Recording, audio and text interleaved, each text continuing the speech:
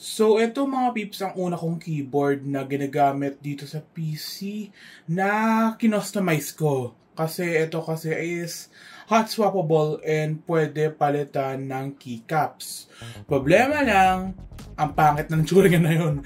Hindi ko alam kung bakit ginawa ko mukha siyang Cadbury o Hershey's chocolate bar na design, pero ang pangit. Kaya kailangan natin mga peeps na palitan ng keyboard na ito.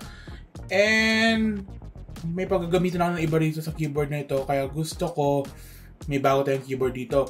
Kaya bumili ako sa sa Shopee, sa Pixel Play ng Ako keyboard. Pero it's something different naman ito mga peeps. As in, different na different siya. Dahil ayan, ano siya, parang bare bones siya na pwede mo palitan ng kahit anong switches o kahit anong keycaps so pwede mo ilagay. So, ito mga peeps ay hindi ko pala imo-mod kasi hindi ako talaga trip mag-mod at saka gusto ko yung parang cookie cutter na dating na pwede mo lang ilagyan mo lang ng keycaps, lagyan mo lang ng switches, and you're all done. Kaya tingnan natin kung ano may itsura nito. And welcome mga peeps sa channel. My name is Daniel Australia, and welcome tayo sa channel.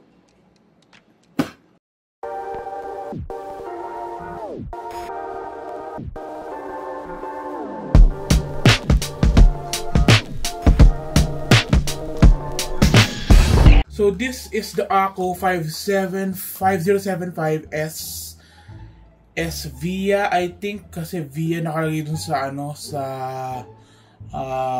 sa Pixel Play. And tingnan natin kung magiging tsura ng board na ito. Kaya buksan muna natin. So makikita nyo mga peeps, may Ako logo dito. And hindi ako marunong sa mods kasi, pero gusto ko din try magawa ng keyboard, kaya nandito ako na yon. And you can see we have here an Ako acrylic na lagyan and nakabag yung keyboard. And parang unang touch ko pa lang mukhang maganda yung keyboard kasi kahit plastic siya, at least ay may silicone na siya dito sa gilid, kaya di tayo mga problema. May flex ba? Yes, may flex. And mukha naman siyang matibay kasi Ako naman to. Ang Ako is one of the best beginner brands para sa akin. Pag gusto nyo ng beginner keyboard, you should try Ako daw. Kaya nag-Ako ako. So, yung gagawin kong switches ay itong Ako Cream version 3 Black Pros kasi ito lang yung gusto ko ilagay kasi parang parang Ako themed yung buong keyboard na ito at saka trip ko kasi na one brand lang para hindi na mahirapan mag-source ng iba-ibang switches o keycaps sa ibang brand. At syempre naka-budget tayo dito sa keyboard na ito, kaya gusto ko parang very reliable brand, kaya Ako pinili ko dito. So buksan natin ang switches. So dalawa to kasi 75% keyboard daw to, and I bought 90 keycaps. And buksan natin to. So we have the keycaps itself, and naka-case siya dito sa mga plastic, which is now lagay na natin kasi alam nyo na. So, meron siyang stabilizers, meron na siyang knob dito para sa volume. Tingnan natin. Tanggalin natin to. Ano ba ito tanggalin? Ito, buksan natin to. Ayun. And pakinggan muna natin tong switches kung maganda ba. Oh! Pakinggan mo mga peeps.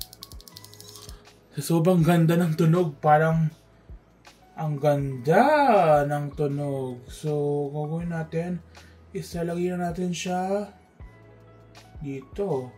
So, paano ba to? Let's i-plug in na natin ng keycaps, which is we are going to use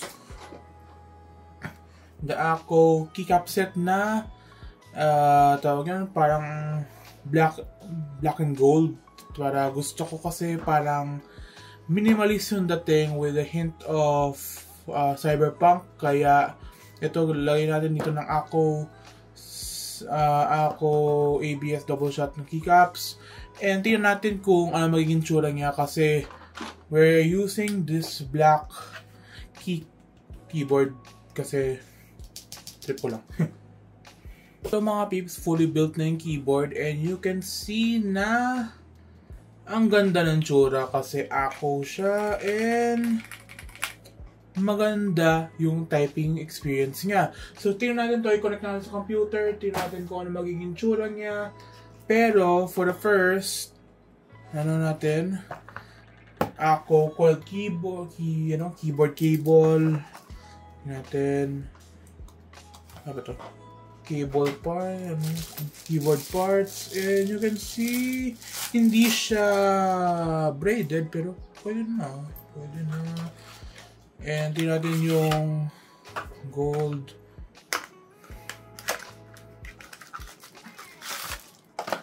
So, hindi siya parang gold, parang yellow siya, pero yun ang bagay dito sa computer, which is, the keyboard pala, which is yung gold cable.